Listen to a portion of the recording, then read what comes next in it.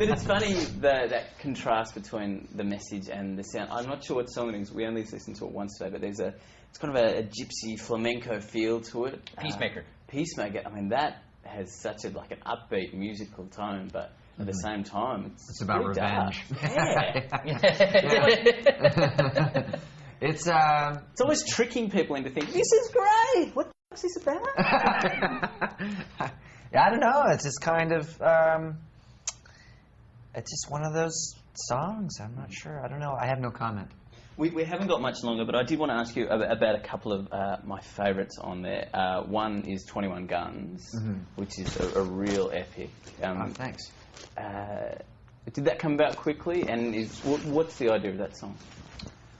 I think it's kind of, realizing it's like surrendering to something is, it's not a point of giving up, or it's not a sense of loss, but it's more of a sense of humanity about it. That's what that song kind of represents to me, and that could be a personal thing. I mean, that could also be looked at, in politics as well, as far as the war in Iraq or whatever. But it's just kind of one of those songs, but trying to when there's some, it's just sort of like changing directions in life or something.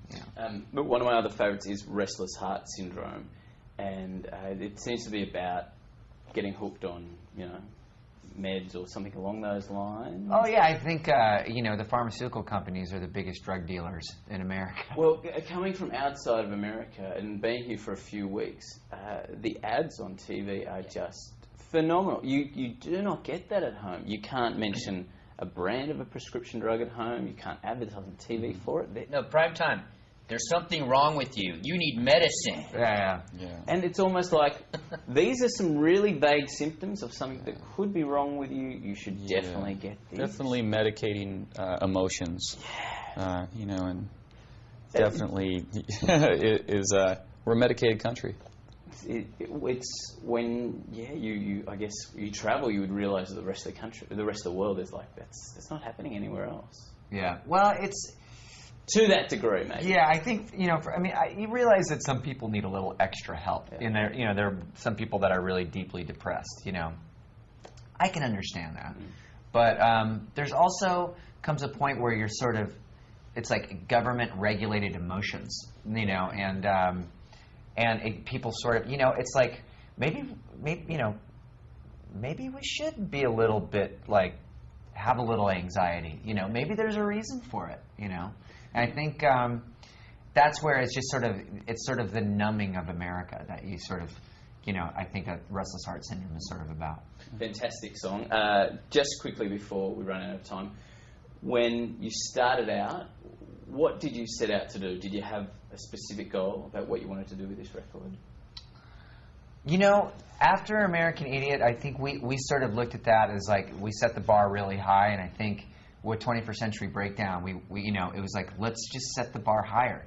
Instead of trying to go back to our roots, or trying to put out something that's sort of, quick and fast and cashing in on success or something like that. For us, it was like, okay, we have the opportunity to make another great album. We have a better opportunity than we ever have before to make a great album, and something that we can consider it's like the best album we've ever made, and something to be really proud of. And you think you've done that? Yes. Yeah. Awesome. Have we got time for one more very quick one? Is that 8:20? Very, very quickly, I did want to ask about, is it East Jesus Nowhere? Yeah. And also, I thought Christian's Inferno as well. They seem to be songs that are taking, probably a pot shot at that religious fanaticism. Mm-hmm. And it's like the very last sacred cow in America, Mm-hmm. Are you worried a little bit about, because they're an element here that, are kind of, they can turn on you. Well, I've always had sort of a Christian fetish, in my songwriting, So it's, Christian's Inferno that's a character that goes through the record. Sure, but to listen to, it kind of sounds almost like, that laugh after Christian's Inferno, Yeah. It's, it's sort of, it goes, it's probably the angriest song besides Horseshoes and Hand Grenades, like, on the record, but kind of goes into Last Night on Earth, which is sort of the most, the deepest love ballad I think I've ever, or even capable of writing. So, and then, East Jesus Nowhere is just, it's just sort of an attack on the hypocrisy of religion, and all religion, It's, I think when people get these sort of fundamentalist ideas about, especially at a time of like a lot of crisis and natural disasters and things like that, people tend to sort of, numb themselves and become and get into sort of this self-fulfilling prophecy of, it's the end of times or something like that, and that's really scary because it's kind of like it's their way of giving up and saying, God's going to just take me. He's got a choice for me, and this is my destiny. And it's like, well, no, you have to think about it a little bit more than that, Sure.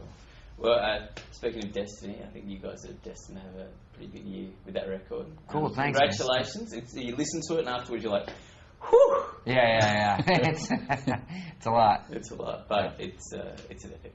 Thanks, man. Thank you so much. All right.